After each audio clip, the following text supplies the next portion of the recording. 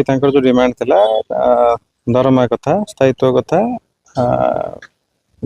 ଆମର ପୂର୍ବତନ ମନ୍ତ୍ରୀଙ୍କର ରିକ୍ୱେଷ୍ଟ ବେସିସ୍ରେ ମୁଁ କଥା ବି ହେଲି ଆମ ହାୟର ଅଥରିଟିଙ୍କ ସାଙ୍ଗରେ। ତ ସାର୍ କହିଛନ୍ତି ଯେ ଆମେ ଚିନ୍ତା କରିବୁ ତାଙ୍କର ଯେଉଁ 3 ମାସ ବକେୟା କଥା ଯାହା ବି କ୍ଲେମ୍ ରହୁଛି ସେଟା କଥା ଚିନ୍ତା କରିକି ମୋତେ ଜଣେଇବେ କହିଛନ୍ତି। ଆଉ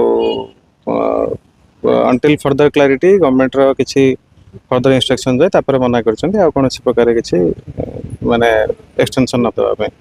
କରିବେ ନା ବର୍ତ୍ତମାନ ଯେହେତୁ ପୂର୍ବତନ ମନ୍ତ୍ରୀ କହୁଥିଲେ ଯେ ତାଙ୍କୁ ଏକ୍ସଟେନସନ୍ ଦିଆଯାଉ till final decision of the ଦେଖନ୍ତୁ ମାନେ ଯେମିତି ଏଟା ମୋର ଅଛି ଅଥରିଟି ବି ରହୁନି ମାନେ କିଛି ବି ଏଠି ଡିସିସନ୍ ଦେବା ପାଇଁ।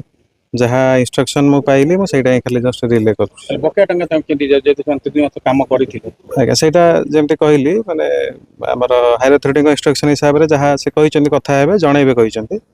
ତେଣୁ ଯାହା ଇନଷ୍ଟ୍ରକ୍ସନ୍ ଆସିଲେ ସେଇ ହିସାବରେ ଆମେ ଦେଖିବୁ ଯେମିତି କ'ଣ ଯାହା ଆସିପାରିବ। ନାଇଁ ଆପଣ ତ ଆଗରୁ କହୁଥିଲେ ଯେ ସେମାନେ ଏଠି କାମ କରୁଛନ୍ତି ତାର କିଛି ଡକୁମେଣ୍ଟାରୀ ଏଭିଡେନ୍ସ ନାହିଁ, ତେଣୁ ବକେୟା ପେମେଣ୍ଟ କେମିତି ହେବ? ନାଇଁ ସେମ୍ ହିଁ ଜିନିଷ ଆଜ୍ଞା ମାନେ ଯାହା କହୁଥିଲେ ଆମର ଗଭର୍ଣ୍ଣମେଣ୍ଟ ପେରୋଲର ଏମ୍ପ୍ଲୟି ନୁହନ୍ତି ସେଟା ଏବେ ବି ମୁଁ ସେଟା କହୁଛି। ତ ତାଙ୍କର ଡକୁମେଣ୍ଟାରୀ ଏଭିଡେନ୍ସ ବି ସେମିତି ନାହିଁ। ଯାହା ଆମେ ପୁରୁଣା ଯେମିତି କହୁଥିଲି ରିପୋର୍ଟ ଯାହା ଆସିଥିଲା ଗୋଟେ ପୁରୁଣା ରେକର୍ଡ ବେସିସ୍ରେ ସେ ବେସିସ୍ରେ ହିଁ ଖାଲି ରିପୋର୍ଟ ଆଦାନ ପ୍ରଦାନ ହେଇଛି। ତ ସେଇ ଜିନିଷଟା ହିଁ ଯେଉଁଟା କହିଲେ ଆମର ହାଏଷ୍ଟ ଅଥରିଟି ଯେ ଯେଉଁ ଗଭର୍ଣ୍ଣମେଣ୍ଟ ପାଖରେ ପେଣ୍ଡିଂ ଅଛି ସେଇ ରିପୋର୍ଟଟା ସେଇଟା ଆସିଲା ପରେ ଯାହା କରିପାରିବେ କହିପାରିବେ।